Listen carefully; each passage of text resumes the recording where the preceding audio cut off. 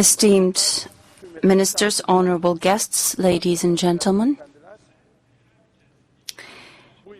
I am extremely pleased to be able to be amongst yourselves on this 11th Council on Transportation, Maritime Affairs and Communication, which has the theme of efficient transport for communication, fast communication for all. And we are very happy to be able to host you at the crossroads of air, sea, and railway networks. We know that Istanbul is a world city, a global city that you can have access to within a framework of 4 hours from 3 continents. And you are able to meet 1.5 billion people. And I am going to have to express how pleased I am to be able to host you. So this is the second time that an international participation is taking place in such a council. I would like to felicitate and congratulate the Minister of Transportation and Maritime Affairs, Mr. Binali Yıldırım. Esteemed guests, transportation, maritime affairs and transportation has reached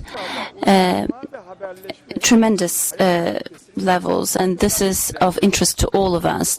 As a matter of fact, in every aspect of our daily life, we are making use of these networks and using these communication tools. Most of us are making use of smartphones and laptops and similar devices, and we are intensely benefiting from these internet tools and devices. And I have to admit that I am no different than you, because I am making use of all the means that are provided by the social media and the internet. No matter what the area in which you work is, or the industry or the sector that you deploy your efforts in, transportation is an undeniable, indispensable service and function that we cannot do without. And we can see the diversity of these fields. We have representatives from private sector and from public sector. We have bureaucrats and statesmen coming from 16 different countries, scientists, representatives of NGOs, academicians are all invited to join this council. I personally do pay great attention to this fact, because this richness of participation is something that we are going to benefit from. We will be able to review the 2012 objectives and targets of Turkey, and we are going to contribute to the communication vision of the future. You have expertise in very different fields, and there is no doubt that the common intelligence that you will display in this forum will be able to guide us. Honorable guests, most of you are experts in your own fields. This is the reason why I'm not going to go into the details, and I'm going to share some of my views with regards to these matters with you. We live in a world that is described as a global village, and we live in the postmodern era. Technology is fastening the progress in the information age, and these technological developments took place at the end of the last century, and human beings no longer are tied up to time and space. We no longer have the concepts of far, near, those that we know and those that we do not know. The frontiers have become transparent, and all the obstacles in between interaction have been removed to a great extent. And the novelties and innovations in information technology changed the chemistry of societies. The societies no longer accept what they are being presented. They also put forward their own requests and demands. As a matter of fact, transparency, accountability, justice, and good governance are no longer required for a privileged part of the world, but it is values that have become common for the whole world. The developments that are taking place at our vicinity are irreversible phenomena. We've all been witnessing that, and those who do not understand this phenomenon are people who will be running after the events instead of taking their precautions. Since we cannot stop technology from progressing, we are going to yet face new developments and changes and novelties, and we're going to make the world even more transparent. And we will never see these events develop only in certain closed circles, and those who govern countries are the ones who need to understand these developments better than anybody else. Honorable guests, in the global world, communication and transportation is making up the main pillars of the global world. The modern economy can only function with a healthy infrastructure of communication and transportation. Otherwise, competition is no longer possible. We need to have a strategy for transportation in air, sea, and land. And we need to invest on these. And there are some methods that are cheaper in transportation. And we can have fast-track trains for passenger transportation. This is becoming more and more important. And in the road transportation, we need to have developments, and airways are the symbol of access, fast access, and comfort. We all know that there are important developments and changes that are taking place. In Turkey, we're proud of the liberalization works in the airlines sector. We've seen the fruitful results of these efforts. Some airports have opened their tenders and bids to international participants, and this has enabled our own companies to make a leap forward. The quality, the price, and the increase in the number of passengers came about as a result of these. I remember the first years when we were struggling to obtain a certain result, but as a result of the efforts deployed, we've all been proud of the outcome.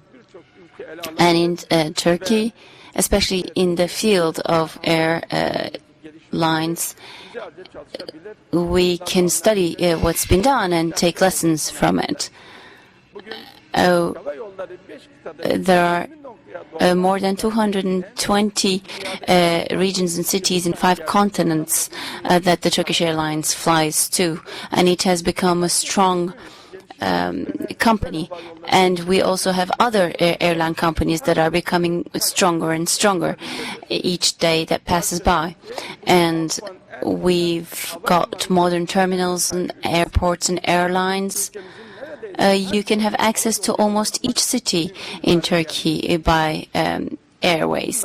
And this is a proof that the appropriate strategies were put in place when this was necessary. If we were to keep managing the airline systems with the closed economic system, then we wouldn't have been obtaining these results, and the Turkish Airlines would not have had such a good reputation. And we wouldn't have had those terminals and airports. Those developments that we're proud of leads me to talk about the railway and the developments that are taking place in the railways. When transportation means are developing, The satisfaction on behalf of the people increases, and people have trust and confidence in their own countries and their own countries' systems.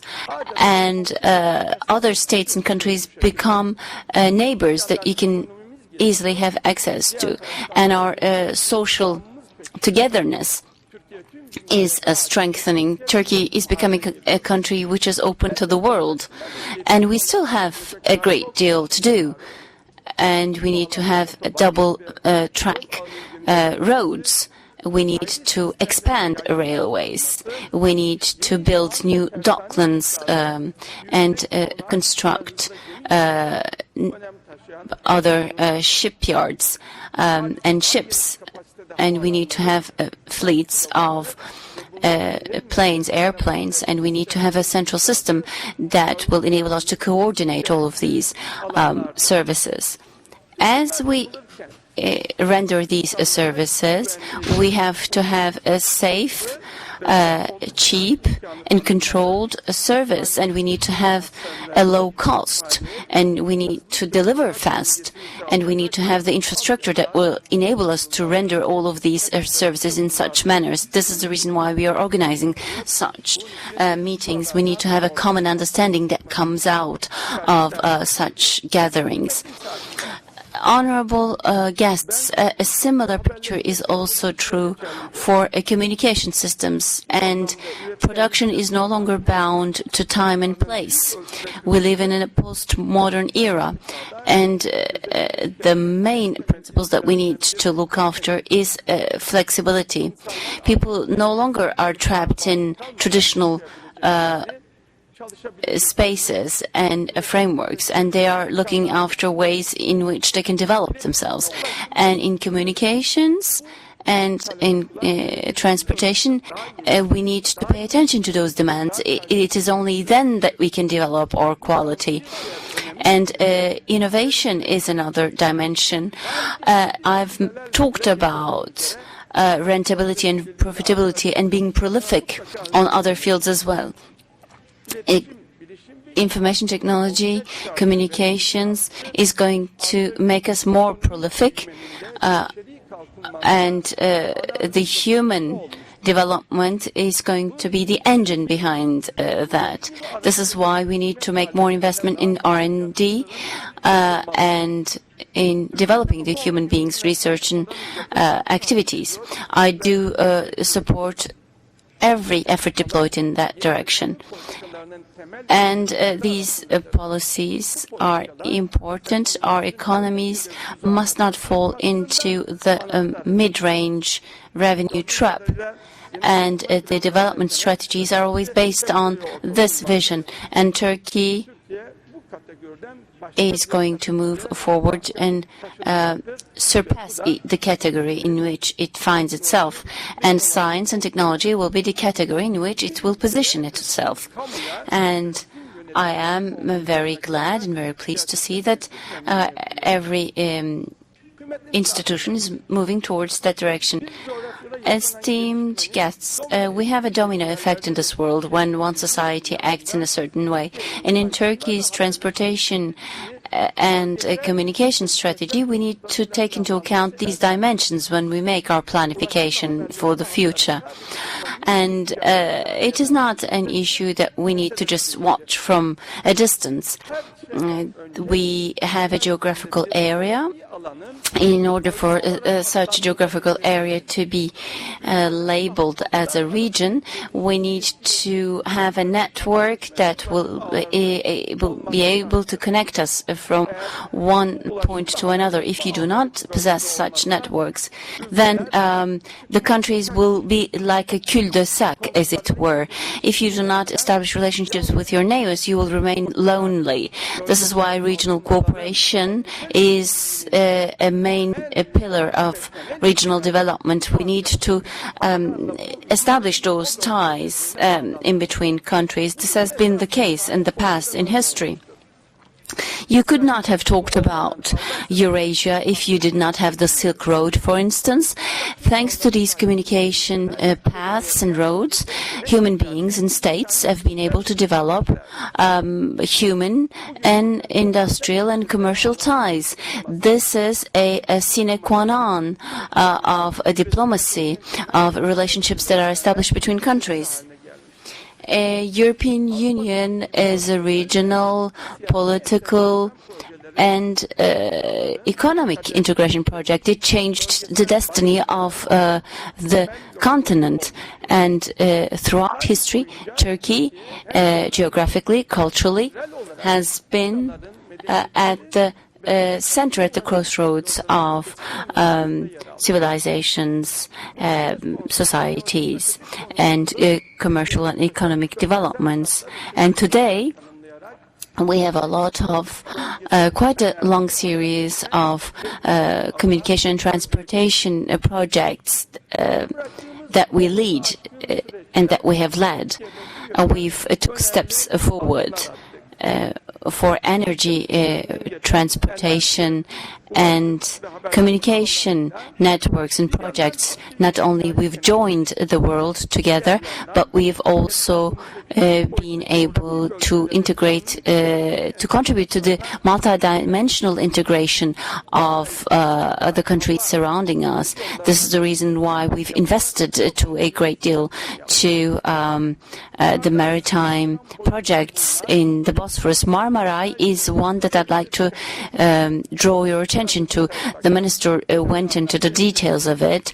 I am sure that it's one of the projects that will be dwelled upon during these meetings. It joins Asia and Europe through air, land, and railways. It is a modern Silk Road. It is we have the middle corridor that we build, and Baku, Tbilisi network is also a project that we've started with Azerbaijan and Georgia, and we've laid the foundation with their presidents, and we are deploying a great deal of efforts in order to fasten these projects. Thanks to these projects, a plane taking off from London can go through Marmaray and go through the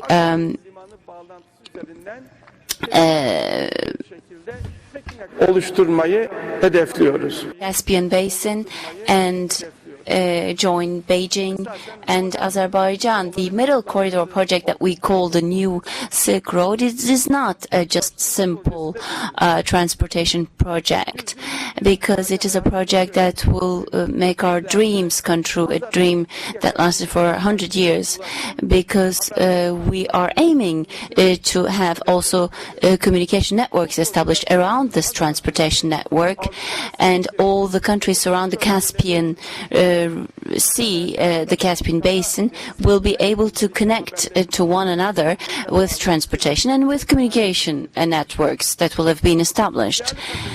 Now, Turkey has had gigantic projects that were put forward in transportation, but we also are making revolutionary projects in communications as well. I'm pleased to see that the infrastructure, communication infrastructure of Turkey is making use of technologies that many developed countries possess, and we're also proud to be able to make use of such technologies. The entrepreneurs and engineers of this country will be able to sign under the new innovative projects. Now, the question to be asked is, what will be done in the future? In 2009, we've had the previous council. The target to 2023 summarized all of these strategies. The Turkish people need to be prepared to the postmodern era as seen appropriate by these targets, because the centenary of our republic deserves to have the most democratic strategies, and we need to have the infrastructure of communication and transportation that is in connection with the rest of the developed world. We want a stable and strong Turkey by that time. Entrepreneurship needs to play by the rules of the free market economy, and a democratic Turkey will be an important country that our neighbors and the global partners will benefit from. And we have projects that go beyond our borders and beyond our frontiers. And we are open to cooperation with our global partners in this framework. I'd like to underline that. This council will last for 3 days, and we will have sustainable, environmentalist, and economically efficient projects that you will dwell upon. And this will be the perspective through which you will be able to tackle the issues that need to be discussed. And the cultural, social and cultural dimension is very important. We all are aware of that. As I said before, the technology is changing the chemistry of the societies. And there are sociological and political developments that are taking place in line with that. Those developments sometimes are positive, and sometimes, just as medicines have side effects, these developments can also have certain negative side effects. So we must not disregard these developments that are taking place parallel to those positive ones. And I am sure that your discussions will contribute, and you will guide yourselves towards new horizons. That is my wish. I hope that you will have the following ideal in your minds. The products, human beings, should be able to freely circulate in a stable, prosperous world. Maybe this cannot be achieved today, but we need to arrange ourselves in such a way that they can be achieved in the future. And the humanity must benefit from these works that you will carry out. The whole world must benefit from it. So on this occasion, I'd like to greet all the participants once again, especially those guests coming from the overseas countries. I would like to greet you all with respect and hope that you will have a successful meeting in Council.